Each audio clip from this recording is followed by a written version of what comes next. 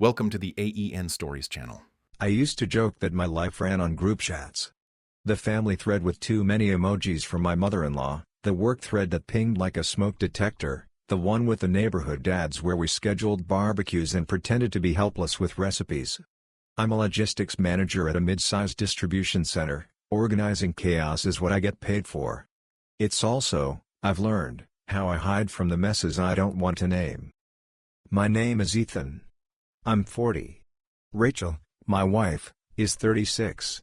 We have 2 kids, Max, 14, whose brain moves faster than mine ever did, and Lily, 9, who believes in glitter and fairness with equal ferocity. Rachel's younger brother, Kevin, is 32.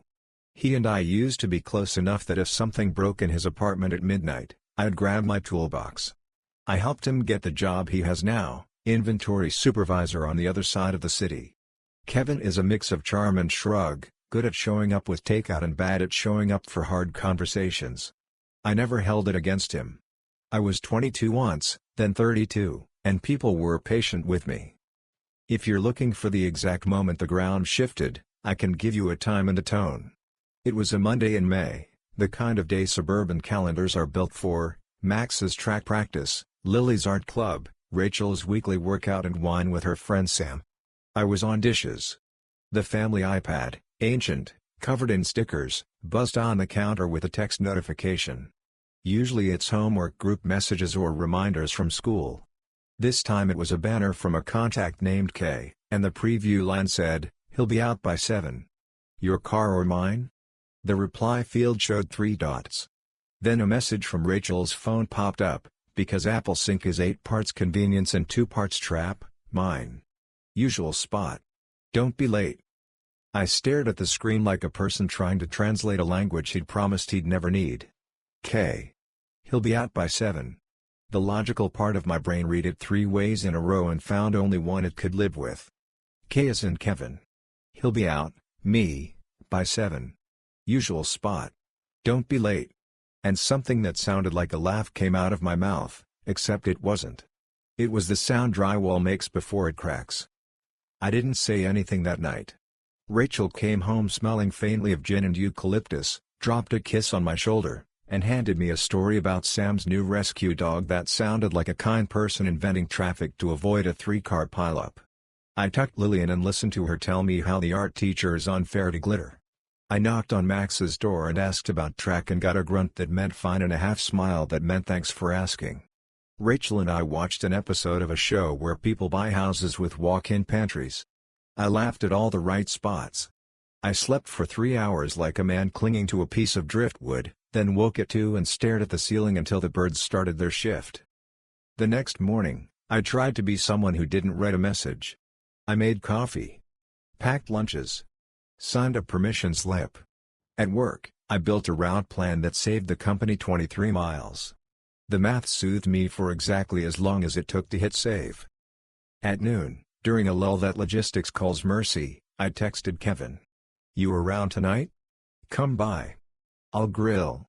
He sent back a thumbs up and 7:30? I sent a yes and then held my phone like it had a temperature. He showed up with a 6-pack and the story of how his building's elevator has a personality. We stood on the deck, 2 men at a grill pretending he'd his control. He talked about inventory counts and a new supervisor who uses literally wrong. I waited for my mouth to say anything except the thing it wanted to. It failed. "K," I said, trying to keep my voice neutral. "Who's K on Rachel's iPad?" He blinked. It was the blink of a man who trips on a flat sidewalk. "K? Like initial K?" "Yeah," I said. "Texted her last night. He'll be out by 7. Your car or mine?" He didn't scramble for a lie. He didn't have to. The truth he chose was worse in a different way. "Me," he said.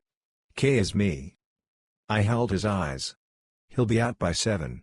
Your car or mine?" He rubbed the back of his neck. "I cover for her sometimes," he said, like that was a thing brothers-in-law talk about while the burgers get nice grill marks. "Drive her places. Keep schedules tidy. She asked me to keep things off your radar for a bit.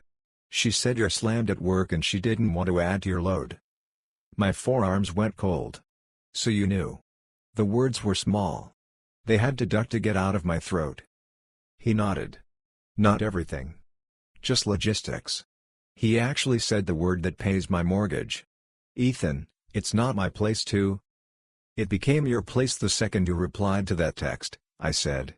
The calm in my voice felt like someone else had walked into my mouth. What else have you covered? He looked down at the deck boards. A couple months. Some dinners. Some drinks. The hotel by I-84 once. I didn't ask names. I didn't want to know. So you could sleep, I said. I get it. It wasn't like that, he said quickly, then realized he didn't have an alternative definition. She said it was temporary. That she needed space. She swore it would end. And it didn't, I said, remembering usual spot. Don't be late. He shook his head, a small movement that made me think of Max when he tells me the truth about a bad raid. I thought I was protecting. He trailed off.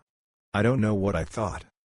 I turned the burgers and burned one because my hands had started doing their own thing.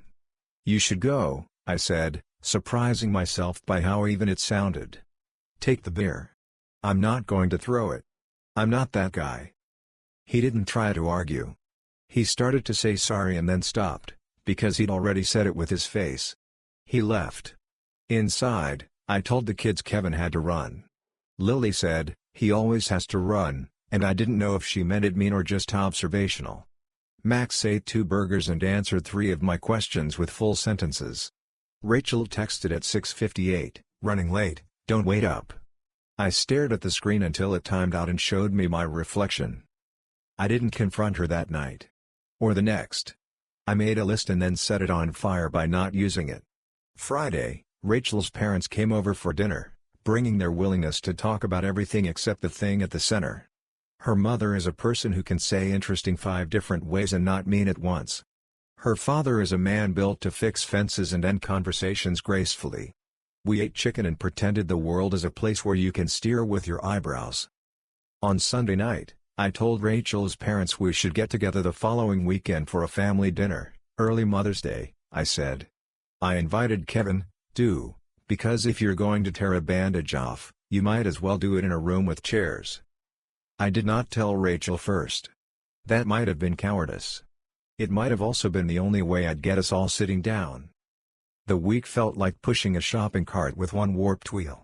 On Wednesday, Lily asked if we could make lemon bars for Grandma's early Mother's Day. On Thursday, Max asked if he could stay late to practice a new relay exchange. On Friday, I picked Rachel up from work because her car needed a tire, which was either true or a decoy. She seemed surprised to see me and then relieved. We made small talk. We did not mention the iPad. Saturday, I cleaned like a man getting judged. Rachel baked a lasagna. Lily made place cards with cursive that looks like optimism. Max carried the extra chairs up from the basement without me asking twice, which is how I knew he had felt the tremor in the house. At 5:58, Rachel's parents arrived with flowers and advice about hydrangeas. At 6:03, Kevin walked in carrying wine like an apology. At 6:07, Rachel's phone buzzed on the counter with a message that lit up the screen with a name not saved as a name, just a number with a city code I recognized from 2 towns over. I didn't read it. I looked at Rachel and she looked at me and we both knew we were out of later. We sat down. The table looked like a magazine spread about families who know where their measuring cups live. I poured water. We held hands, out of habit, before grace, and then let go, out of honesty. I started. Thanks for coming, I said, heart beating a 2-beat march. I asked for this because there's something I learned this week, and it belongs to all of us now, whether we wanted it to or not. Rachel's mother went rigid. Is this, she began. It is, I said, saving us the prelude. I looked at Rachel, not to perform, but because if I was going to tell it, I wanted to tell it to the person who had built a life with me. I saw a message. Monday. From K. He'll be out by 7. Your car or mine? Then, usual spot. Don't be late. I thought the worst kind of thing. The word I thought was Kevin. Lily looked at Kevin, confused. Max stared at his plate like it had instructions. It wasn't, I said, looking at the kids. It wasn't that. I needed it on record before the world invented the wrong version. It was something else. Kevin wasn't the other person. He was the cover. Rachel closed her eyes. "Ethan," she said softly. I nodded. "I know." I looked at Kevin. He told me. He didn't make excuses. He told me he'd been driving you. Texting for you. Keeping me out of the loop. Rachel's father's jaw tightened in a way I had never seen. Rachel's mother made a noise that belonged in a smaller room. Lily reached for my hand under the table without looking. Max stayed still enough to be a building. Rachel spoke then, voice quiet but precise. "I'm sorry," she said. No preamble. No seasoning. "I am sorry for putting Kevin in the middle and asking him to carry my secrets. I am sorry for lying to you. I am sorry for letting it go on long enough to hurt everyone in this room." "Who is he?" Max asked, and my heart broke a little at the pronoun and a lot at the calm. "Do I know him?" Rachel shook her head. "No," she said. "You don't. She stopped, choosing from the same insufficient menu we all use. "It doesn't matter." "It matters to me," Max said, not raising his voice. "I don't want to see him at the grocery store and not know." "You won't," Rachel said. "It's over." "For how long?" I asked, not for sport, but because my brain needs timelines like my lungs need oxygen. "A few months," she said. She stopped herself from saying not a year, the sentence cheaters use to feel less bad. "A few months." Rachel's mother reached across the table and put a hand over Rachel's. "We can discuss this privately," she said, giving me a look I've seen exactly twice, once when I bought Max a drum kit, and once when I told her we were skipping Christmas at their house to take the kids to my parents. "The children." "I'm right here," Max said. It wasn't rude. It was a location. "And I'm not a child," he added, which was both true and a lie in the nature of 14. Lily squeezed my hand. "Are we getting divorced?" she whispered, because 9-year-olds are blunt when the world tilts. I didn't answer her yet. There are questions you answer only after you make sure the room can hold them. I looked at Kevin. "I need to say this to you," I said. "You were like a brother to me. I helped you get into your place. I gave you my old truck when yours died. I told you things I don't tell anyone else.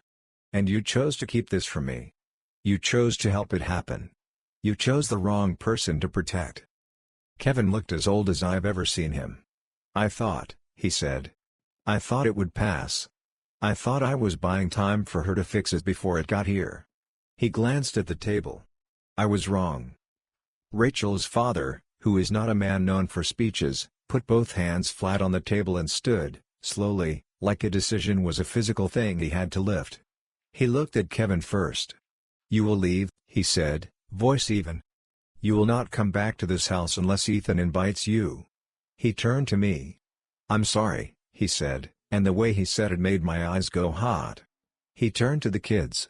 "I'm sorry," he said again, and Lily made a sound like a small animal trying not to be heard. Rachel's mother started to object, some alliance of biology and blame. "He's her brother," she said. "You can't." "Watch me," he said, not loud, not performative, just done. Kevin stood. He didn't argue. He didn't defend. He looked at me and said, "I know sorry isn't a word that does anything, but I am." He looked at Max. "I messed up." He looked at Lily and swallowed. "I'm sorry, kiddo." She stared at the table. He left. The front door clicked like punctuation. We didn't try to go back to lasagna. We sat in the kind of quiet that grows moss. Rachel reached across the table like a person who had just realized the floor was not where she had last left it. "I don't have a good explanation," she said. "I have a bunch of small ones that sound like pamphlets." I felt invisible. I felt mad. I felt like your schedule's always one. She took a breath. I made a choice to be seen by someone who didn't know where the cereal bowls go, and I pretended that made it not messy. It is messy. It was selfish. It was wrong. "I appreciate the sentence structure," I said, and even I heard the acid. I took a breath and spit out the thing I had been gagging on all week. "We will separate. For now. I will sleep at the townhouse over my friend's garage. We will tell the kids we are not deciding tonight. We will meet a counselor. We will not lie. I looked at Max and Lily. We will not use you to pass messages. Lily nodded, serious like a judge. Max looked at me with a mix of relief and crash. I'm coming with you, he said. I looked at Rachel, not asking permission, not inviting denial. She nodded once. Okay, she said, ragged. Lily looked between us. Can I sleep at home, she asked, tonight? With Mom? Her voice wobbled. Then maybe we can do a rotate? Like the library books? You can, I said, and my throat closed. We'll make a schedule that doesn't make you feel like luggage. Rachel's mother said something about forgiveness being a practice and the women in her church who survived worse. Rachel's father shot her a look that said not now. He looked at me. You need anything? He asked. Tools? Boxes? It took me a second to realize he was also saying, do you need me? Nah, I said, because men are allergic to accepting help. Then I said, maybe, because I'm learning. Tomorrow. The old dresser. He nodded. I'll be here. I packed a duffel with 3 days' worth of clothes. Max threw his into his backpack and stuffed his PS5 controller in like a toothbrush. Lily stood in the doorway with her blanket and the face I knew from when she was 4 and fell off her bike. I'm mad at you, she said, and I couldn't tell which she meant. But I still love you. I can live with both, I said. I love you, too. We left. In the car, Max stared at his phone as if the dumb blue light might teach him how to feel. Then he put it face down in his lap. You hate her? He asked. No, I said. I hate what she did. I hate that it lived in the walls of our house. I hate that Uncle Kevin made it easier. I don't hate her. She hurt you, he said. She hurt all of us, I said, and we did the kind of silence that isn't a failure, it's maintenance. The townhouse over my friend's garage is the kind of place you make jokes about until you need it. It has a couch that feels like a bribe and a bed that remembers the 70s. Max claimed the couch like a flag. I lay on the bed and felt the weird kindness of having a door I could close. He texted Rachel a simple I'm at Dad's. She texted back I love you, and he stared at it for a while before replying K. It's not the letter you want. It's the letter he had. Sunday morning, we went to the diner down the road and ate pancakes like we were in a witness protection program. Max asked if we could add a third day at the townhouse before we made any decisions. I said yes to more than the day. Sunday afternoon, I went back to the house to help Lily with a science project about clouds. Rachel was there, soft-voiced, long-sleeved. We explained the rotation plan to Lily together, using the kind of words you learn from counselors and wish you'd invented before you needed them. Lily asked if clouds ever get tired. We said yes. Monday began the administrative portion of heartbreak. I emailed a counselor. Rachel emailed one too. We agreed to meet both and then pick. We told our parents. My mother cried in bullet points. Rachel's father came over and helped me move the old dresser into the bed of his truck, and during the lift he said, I should have known something, and I said, it wasn't yours to know, and he nodded, grateful to be let off a hook he still wanted to put through his thumb. Rachel's mother texted a quote about marriage being a garden and me being a gardener who had neglected watering, and I stared at the screen until I could choose not to respond. Kevin texted I'm sorry at 3 in the morning. I did not reply. Not because I wanted to be cruel. Because the only useful reply would have been a long essay he wouldn't read. 2 days later, he left a box on my porch with a spare key to our house and a note that said, I'll be out of town a while. There was no town listed. The kids adjusted in the way kids do, visibly, clumsily, with courage I didn't always recognize. Lily started drawing 2 houses in crayon like it was a normal architectural choice. Max stayed up late and then slept like he'd been hit. He came home one day with a B on a math test and the face of a boy who never gets B's. Brain fog, he said, and my heart fell through a trapdoor. I told him B's are human. I told him anything above waterline counts as a win this month. He nodded, not quite believing me, and ate an entire sleeve of Oreos. I didn't stop him. Counseling happened in a room that smelled like peppermint tea and mercy. The counselor had a cardigan and a spine made of rebar. She made us speak to each other in complete sentences and asked us to change our chairs halfway through like that moved anything. Rachel said lonely and then said guilty and then said I forgot how to ask for help and started crying in a way that didn't need me to fix it. I said angry and then said damaged and then said I don't want to be a man defined by this one story. The counselor said the words repair and rupture and asked us to write 3 ways we could co-parent intentionally. My pen did not break. We told the kids they would decide small things, nights, dinners, the color of the charts we taped to the fridge, and that we would decide big things, rent, respect, who gets the cat on which weekends. Lily made the chart glittery. Max made it legible. People in our orbit did the thing people do, chose sides or chose silence or chose casseroles. The best ones texted, I'm here for school pickup if you need or I'm at the grocery store, want anything? The worst ones asked for details to feed a story that wasn't theirs. A neighbor dad stopped me at the mailbox and said, heard about Kev. Brutal, like I had told him a sports score. I said, yeah, and went inside and did dishes until the hot water ran out. Rachel kept her job. She stopped her workout and wine nights without me asking. She sent me calendars without commentary and sat across from me at Max's track meets like we were negotiating peace between small neighboring countries that share a river. She cried twice on the bleachers and then apologized, and I told her apology is not a currency she owes me in public. We can do that in offices with cardigans. Kevin's name became the thing we didn't say. Then, one afternoon, Max said it on the way to the field. You going to talk to him again? He asked, eyes on the road like a man older than 14. Maybe, I said. Not now. You still love him? He asked, because kids ask you the question you've been avoiding most. I used to, I said. I don't know what the word is now. I don't know if there is one. He nodded. I hate him, he said. But I don't know. He taught me to ollie. He laughed. And to lose at Mario Kart without throwing the controller. It's okay to have more than one feeling, I said. We're going to live in that house for a while. He nodded again, accepting the lease terms on nuance. Lily asked me one night if we could have a no secrets jar, like a swear jar, where if a grown-up tells a lie we have to put in $1.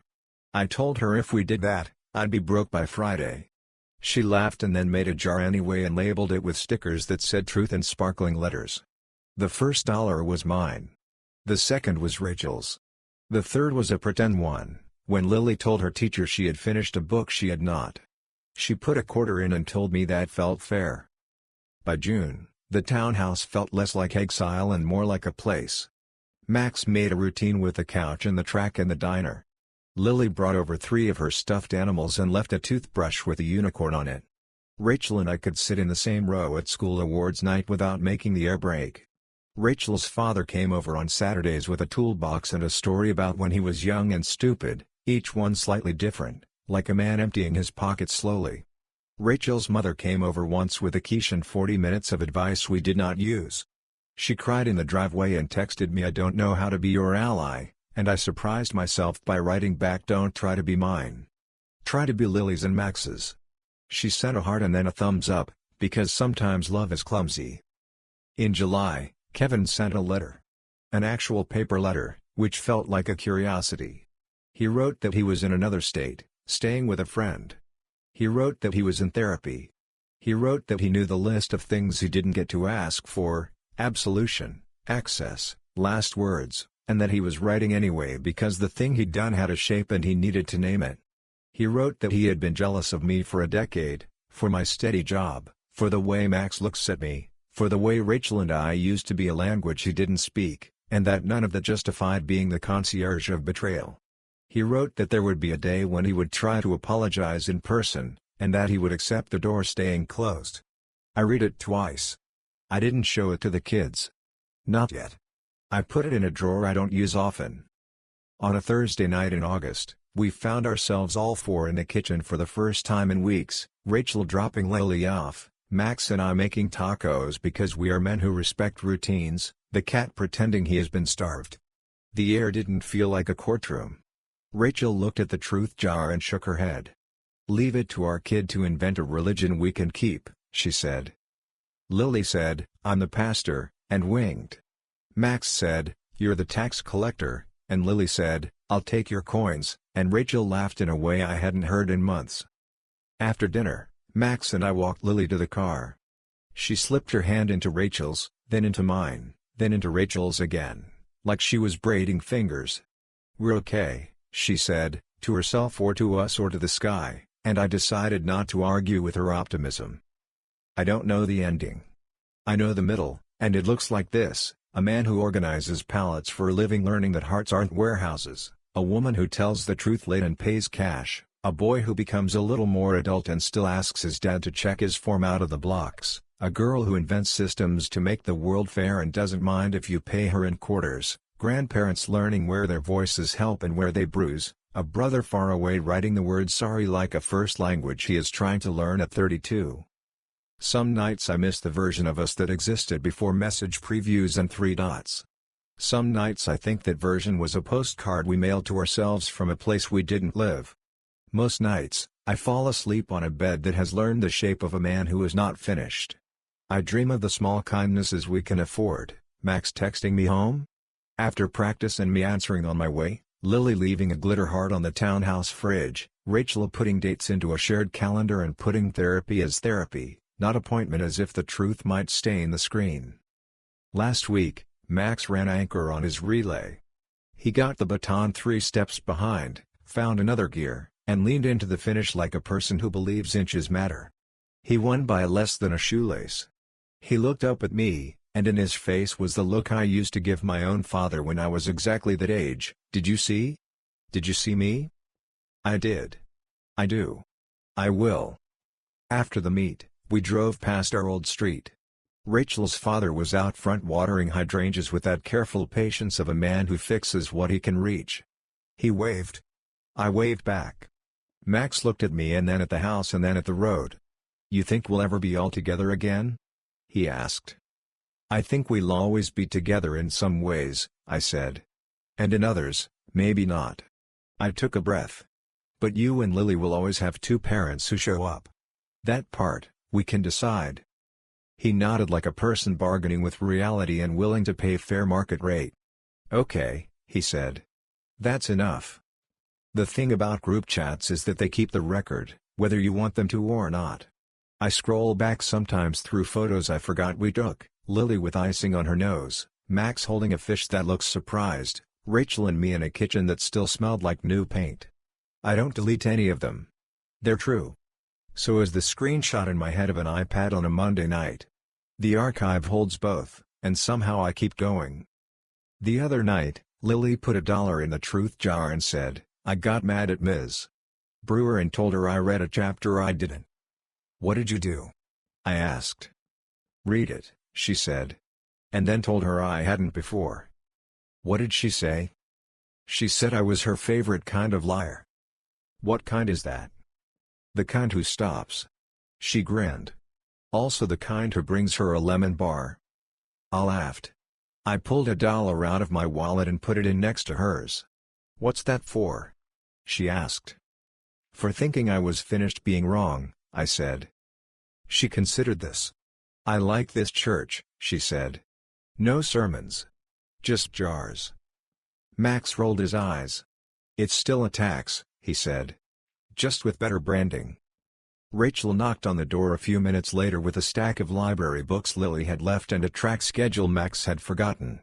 It felt like a delivery, not an intrusion. We stood on the porch and talked about a Saturday with no catastrophes on it. She looked tired in a way that made me want to be kind, and I was. She left, and the porch light clicked off by itself because I'd finally replaced the timer. Inside, the truth jar sat on the shelf, half full, not heavy yet. I hope we fill it slowly. I hope we keep paying. I hope we keep stopping. If you need a moral, I don't have one. I have a map with coffee stains. I have a kid who leans for the line. I have a daughter who taxes lies. I have in-laws who learn how to say I'm sorry in a new tense. I have a brother-in-law who mailed me an apology from a far city and who may one day ring a doorbell we don't open. I have a woman I married who is trying, and a man who is trying to be the kind of father his kids will trust with the truth. And I have group chats, still. The family thread is quieter. The neighborhood dads still want to borrow my ladder. The work thread still pings like a panic alarm. I mute some of them now. I listen when my kids text home. And I answer on my way faster than I used to. It's not a redemption arc. It's a route, with detours we didn't print. We're still moving. That counts. Thank you for listening my story. If you want more raw, real, and gripping stories like this one, subscribe to the A.E.N. Stories channel. Your support keeps these stories alive.